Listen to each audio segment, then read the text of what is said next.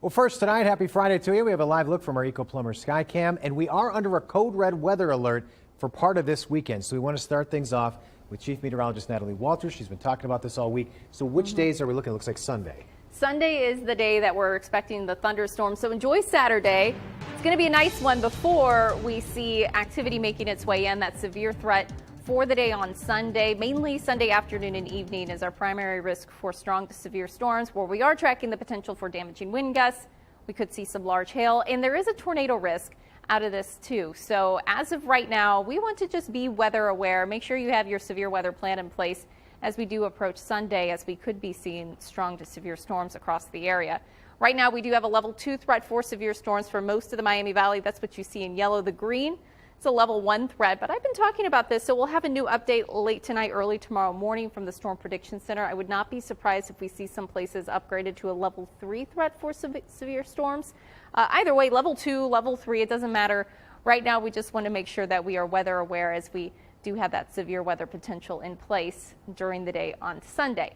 Now, for tonight, it is going to be a calm one. We have lows that are going to be dropping into the lower 60s. Skies will be mostly cloudy. I mentioned Saturday, it's also looking nice and warm. We'll see some sunshine around too. But Sunday, again, that severe weather risk. So I'm going to time out those storms for you, let you know what we're expecting coming up here in just a bit. Natalie, thanks. Well, Cincinnati Reds got to be feeling good tonight, staying with their fans. This was posted to the Cincinnati Reds Twitter account earlier today. Shows it was standing room only at Great American Ballpark tonight. That's going to be the case tomorrow, too, as they take on the Braves.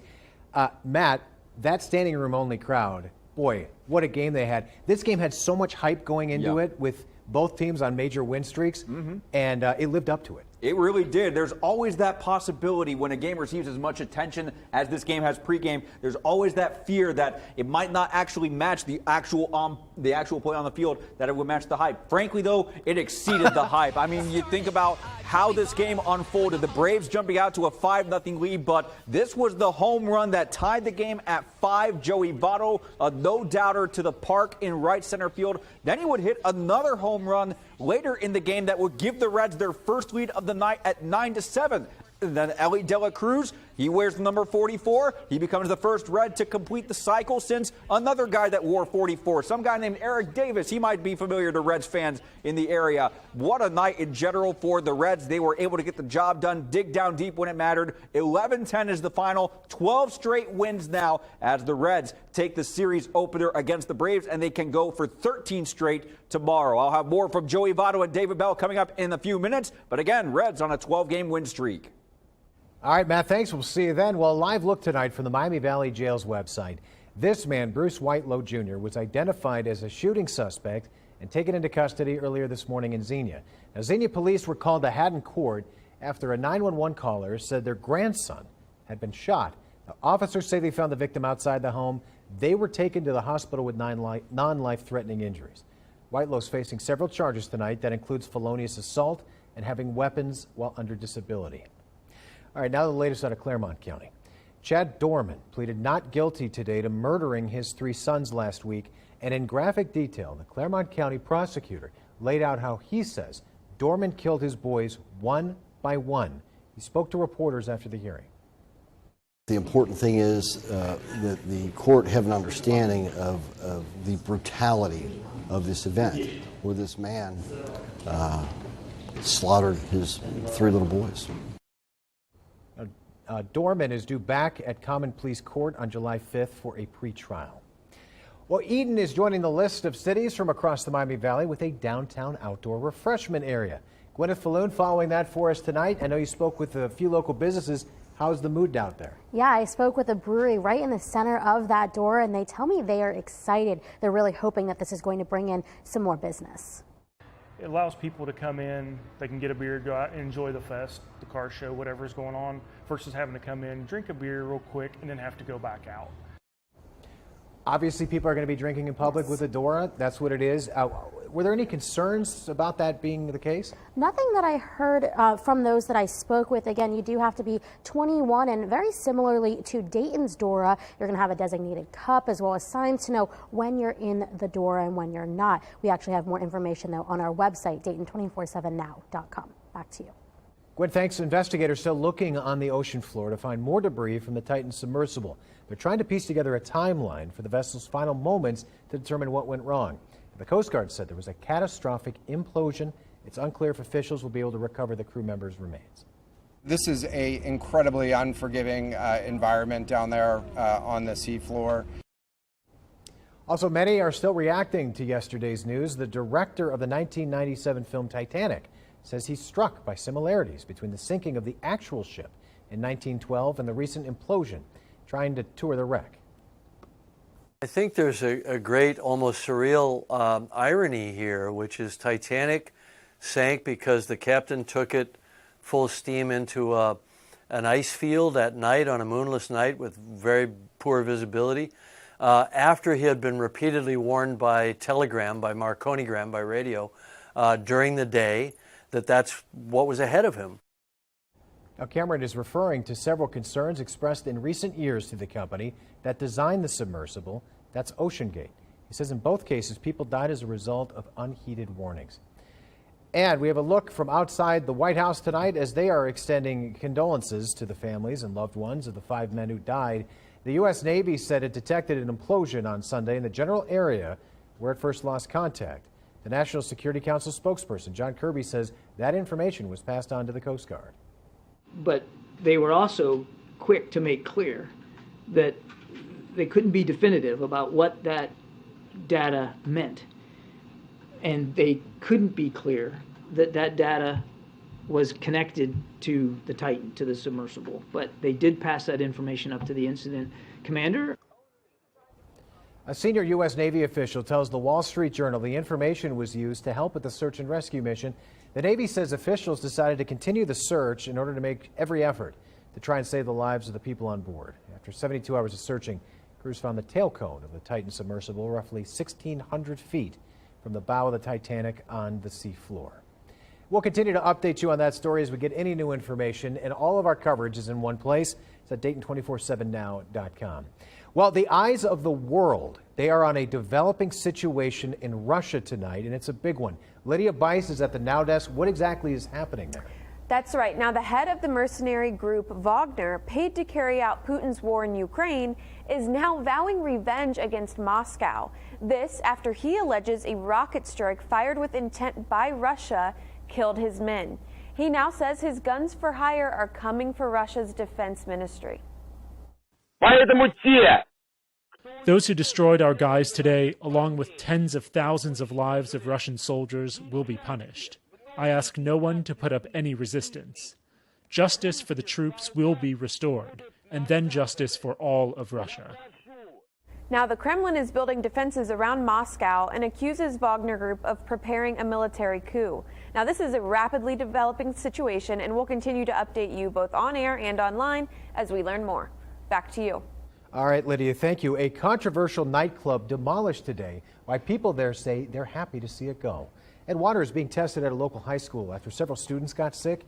A look inside the facility where that testing is happening. Plus, tracking the threat for severe storms on Sunday. I'll time it all out for you coming up. Here's a live look from our Eco Plumber Skycam. You're watching Dayton 24/7 now.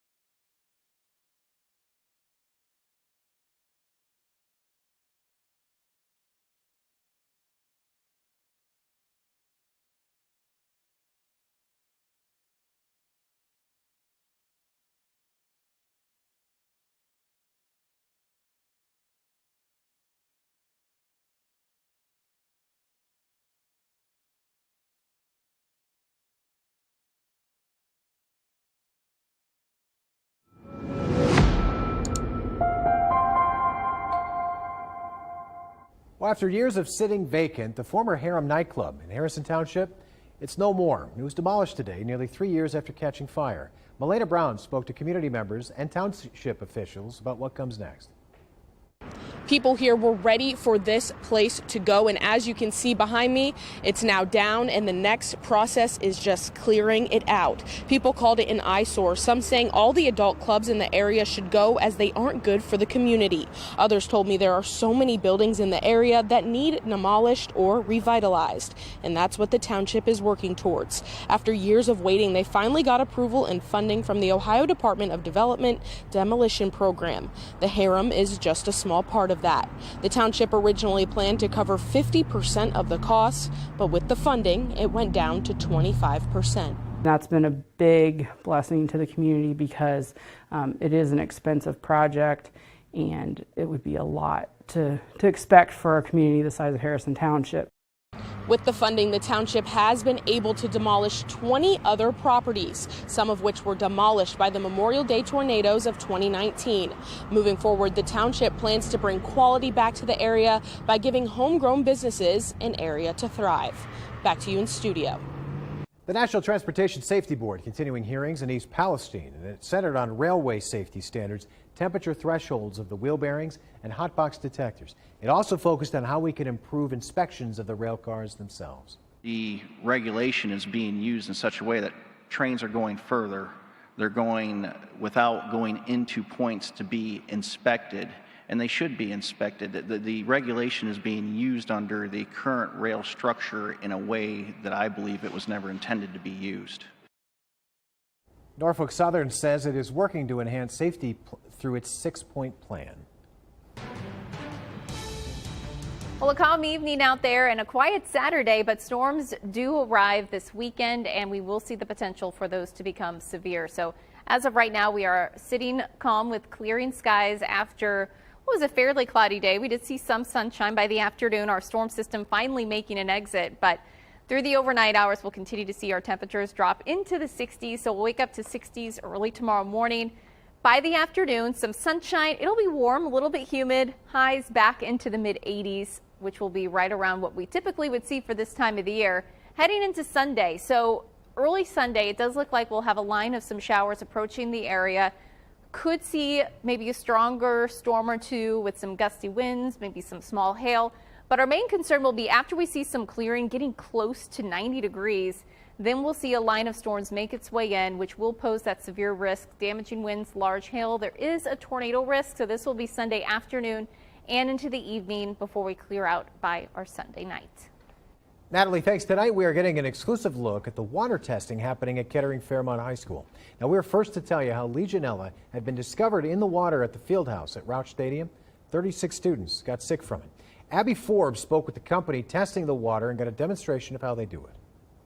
The goal of water management plans, testing, environmental sampling is not zero Legionella detected in a water system, but it's zero people becoming sick. I am told that because of Kettering-Fairmont High School's history with Legionella, it was already set to have routine water testing done in July. But when members of the football team became sick, the process needed to be sped up. We were involved in the testing and investigation that took place in 2020 and have worked with them every year to take environmental samples and help them ensure that their water is safe for use. Solid Blend Technologies sat down with me to explain how the water sampling process usually works. They said the first thing they check the water sample for are pH levels and temperature. I'm told Legionella can survive between 77 and 122 degrees Fahrenheit. They then test the water to make sure it already has disinfectant present to fight the bacteria. In this case, that disinfectant they're looking for is chlorine. If the water visually turns pink, that's an indicator that chlorine is present, but we always measure it digitally with a meter. They told me that at Kettering-Fairmont they used a PCR test initially so they could know if the water was positive for Legionella faster. The downside is that the PCR tests do not show the species or quantity. So after the PCR test came back positive, Solid Blend Technologies tells me that sample had to be cultured and the results should be back in a few days. In the meantime, the water systems are being disinfected by hyperchlorination today. We will wait 72 hours for the water systems to stabilize back to normal. We will then return and take the same initial set of samples that we took and add some additional samples to ensure that the entire building's water systems are safe for use. Solid Blend Technologies said they usually do routine tests for schools in the summer months to avoid distracting students. They said this testing is not required, but they do recommend it. I would encourage every school system to come up with a water management plan and conduct environmental sampling on a routine basis. That's the only way to ensure that the water is safe for use. The district says it still isn't clear whether students became sick from Legionella. Those tests are still pending. We'll update you as we learn more. Back to you. All right, here's a live look from downtown Troy tonight. Let's get a check on the weekend ahead with weather. Yeah, enjoy these quiet nights across the area tonight, tomorrow night before we see storms make their way in. Wanted to show you our severe risk again. This is from the Storm Prediction Center. Much of the area under that level 2 threat for severe storms, so that's what you see in yellow. This is for the day on Sunday. So Sunday afternoon, evening, damaging wind gusts, large hail. There is a tornado risk. Level 1 threat for our counties off to the north. But looking into tonight, our next update will be coming in, and I would expect some changes in this. But for right now, we just want to be weather aware, make sure that we're prepared for some severe storms on Sunday. So mid to upper 80s these next couple of days.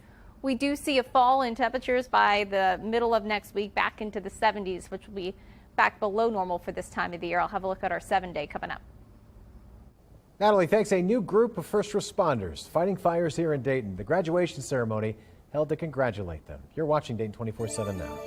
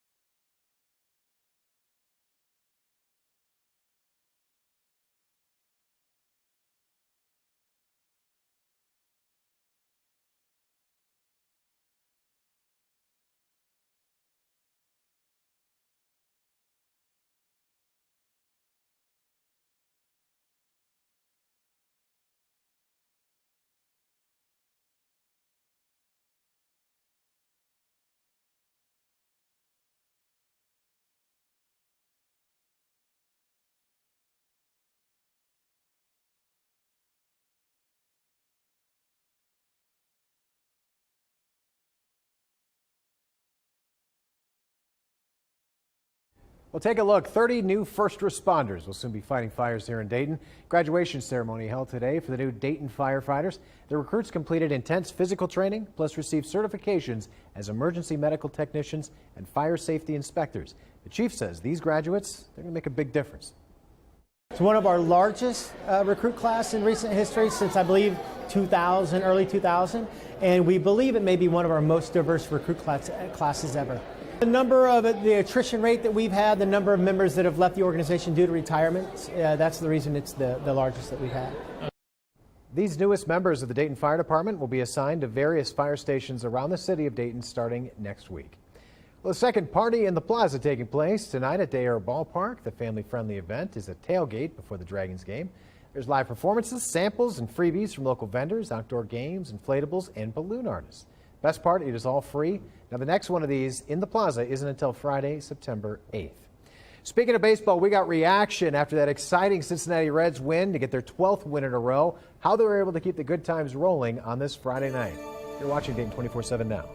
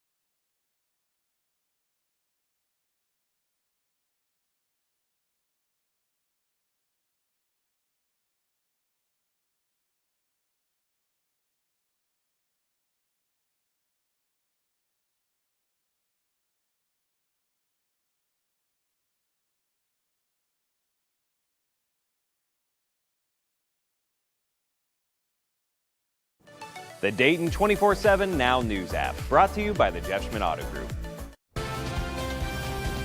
Good evening, I'm Matt Digby with a look at sports. We mentioned it at the top of the show. When a game is hyped up as much as tonight's Reds-Braves meeting at Great American Ballpark, sometimes the actual game doesn't live up to the hype. But as far as tonight goes, not to worry. Now, yes, the Braves did get out to a 5-0 lead in the first inning, but this was the home run from Joey Votto in the fourth that tied it at 5. It would be his first of 2 home runs. He would hit